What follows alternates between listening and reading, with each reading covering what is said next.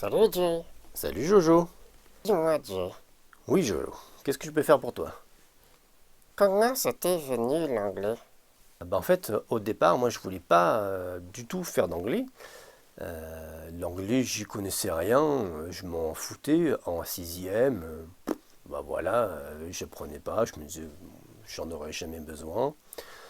Et puis, comme moi je voulais faire soit avocat, soit vétérinaire, en cinquième, j'ai eu le contrôle sur les verbes irréguliers. Ah, ça craint ça. Ah, ça je te le fais pas dire, puisque de toute façon je savais que par ordre alphabétique, je m'en souviendrais pas. Donc je me suis dit, écoute, de toute façon c'est pas la peine que je perde du temps pour me taper 4 ou 5. Je vais pas réviser pour quelque chose qui me donnera une seule note, donc je les apprenais pas. Je m'amusais le week-end et voilà quoi. Et au contrôle, effectivement je me suis planté. T'as eu quelle note? J'ai eu 5, voilà. Ah, ça craint. Ça craint, non, pas forcément, parce que pour moi c'était, c'est pas grave, l'anglais, ça me servira jamais. Sauf que mes parents, ils étaient pas trop d'accord. Ah, les darons. Ouais, ouais, ils étaient pas trop d'accord. Ils m'ont dit, écoute, t'as vu ta note? C'était juste avant Noël. Et donc, forcément, quand ils m'ont dit, écoute, hein, vu ta note, espère pas grand-chose pour Noël, je me suis dit, oh purée, la vache, ils vont pas faire ça, quoi. Et Et le truc, c'est qu'ils l'ont fait. J'ai quasiment rien eu pour Noël. les crevards. Ah non, non, non, parce que finalement, ça m'a bien servi. Parce que je suis né fin mai, et je me suis dit, oh purée, ils vont me refaire le même coup pour mon anniversaire. Et donc j'ai 5 mois pour connaître les verbes irréguliers, sauf que je savais très bien que, de toute façon, par ordre alphabétique, ça marcherait pas, ça rentrerait pas. Et alors?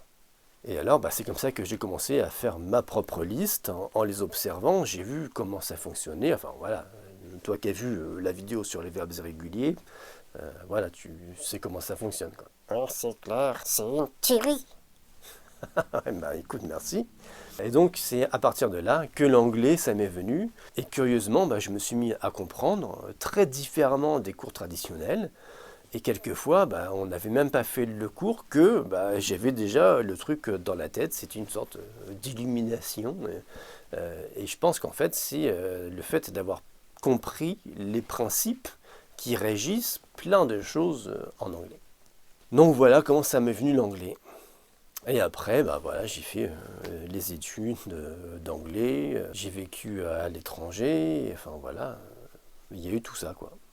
Donc, en gros, t'as commencé comme une quiche. Ouais, si on peut dire. Merci, c'est gentil. Non, mais c'est vrai. T'étais nul. Ah oui, ça c'est sûr. J'étais vraiment nul en anglais pendant 2 ans, les 2 premières années.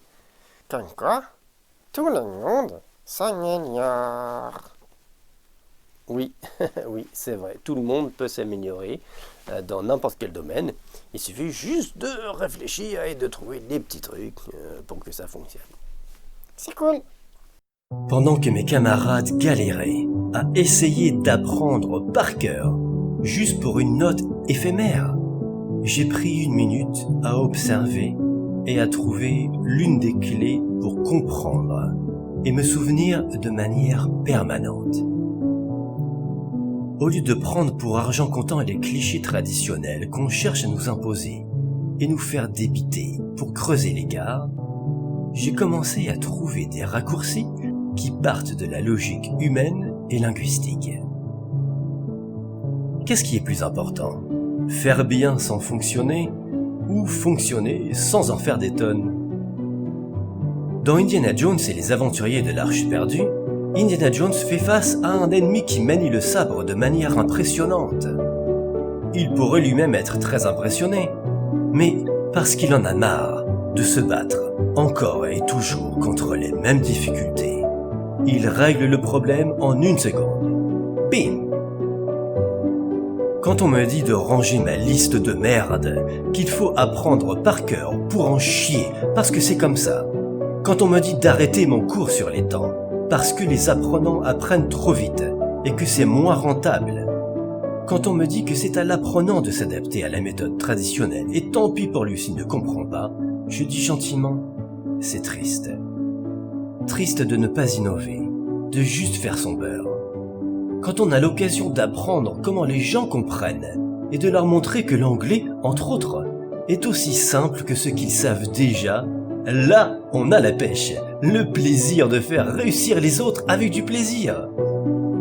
Quand quelqu'un dit, pour se faire mousser, que l'anglais c'est compliqué, qu'ils y ont passé des heures à essayer de comprendre les temps, la syntaxe ou autre chose de trop galère pour eux, mes apprenants leur disent « Ah bon ? Bah moi j'ai compris direct ». Comme on dit, on peut faire une montagne d'un trou de taupe. Mais on peut aussi gravir une vraie montagne, sans galérer, en se propulsant tout en haut et next.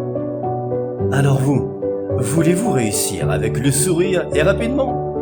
Si vous cherchez à prouver que l'anglais c'est compliqué et galère, il y a pas mal de chaînes d'anglais sur YouTube qui vous y aideront. Mais, puisque vous êtes là, profitons-en pour peut-être vous faire réussir, ensemble, avec le sourire. Méthode Garbi.